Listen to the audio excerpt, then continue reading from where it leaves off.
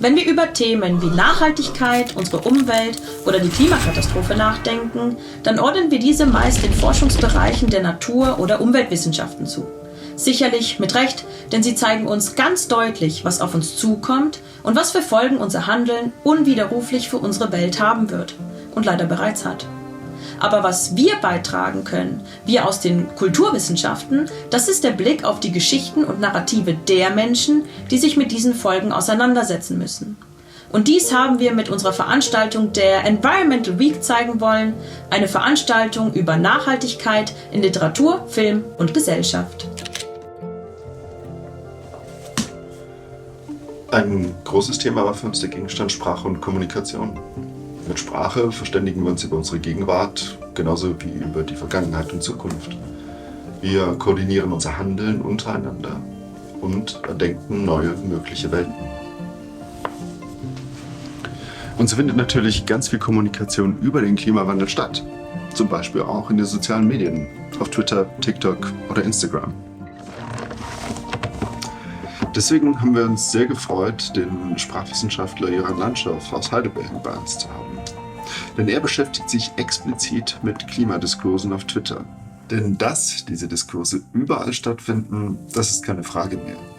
Wie diese Diskurse aber von den Kanälen geprägt werden, in denen sie stattfinden und wie damit der gesellschaftlichen Willensbildung gedient ist, das bleibt noch zu untersuchen.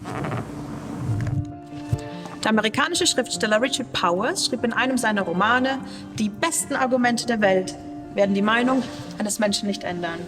Das Einzige, was dies vermag, sei eine gute Geschichte.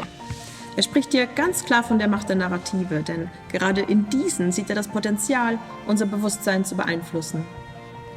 In der Literaturwissenschaft beschäftigen wir uns mit diesen Narrativen und ihrer Wirkung, indem wir Fragen an Texte stellen, die den Klimawandel, unsere Natur oder die Umwelt zum Thema haben.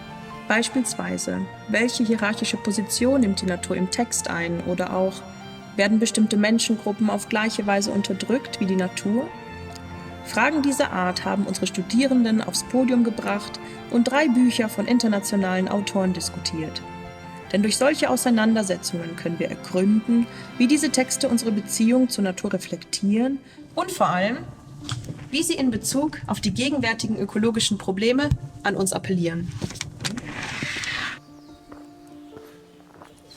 Geschichten können aber mindestens genauso gut visuell erzählt werden, weswegen wir auch einen kinematografischen Blick auf diese Probleme werfen wollten.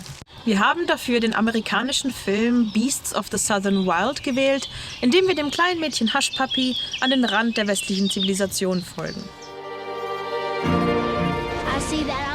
In diesem Film, in dem wir durch eine gewaltige Überschwemmung eine postapokalyptische Szenerie erleben, werden das Schicksal des Mädchens, ihrer Familie und Freunde und das Schicksal der sie umgebenden Gesellschaft so mit Vergangenheit und Zukunft verwoben, dass die globalen Folgen jeder Mensch-Natur-Interaktion begreifbar werden. Was uns dann in einer gemeinsamen Diskussion vor allem interessiert hat, war natürlich, wie eben Filme die gegenwärtigen Krisen zur Darstellung bringen, wie sich ihre Erzählweisen von denen der Literatur unterscheiden und wie sie es schaffen, uns Menschen zum Nachdenken zu bewegen. Die Ressourcen unserer Umwelt, aber vor allem auch die Umweltbelastungen, verteilen sich nicht gleichmäßig auf alle gesellschaftlichen Gruppen. Vielmehr sind es die Communities of Color, die First Nations und die Armen, die einen Großteil der Risiken, aber bereits jetzt auch der Folgen zu tragen haben. Demgegenüber sind es die Privilegierten der globalen Gesellschaft, die vor allem in den Genuss der Ressourcen kommen.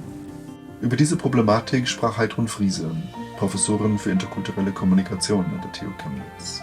Sie gab uns einen Überblick über die Forschung im Bereich Environmental Justice und Environmental Racism, 2 Ansätze, die sich nicht zuletzt auch als soziale Bewegung verstehen und für mehr Umweltgerechtigkeit eintreten.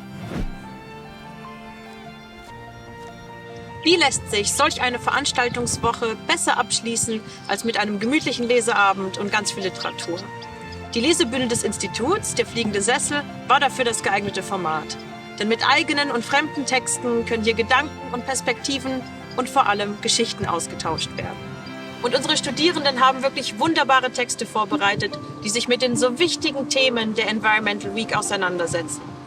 Und diese Geschichten über unsere Welt, unsere Natur und unsere Gesellschaften zu erhalten und weiterzutragen.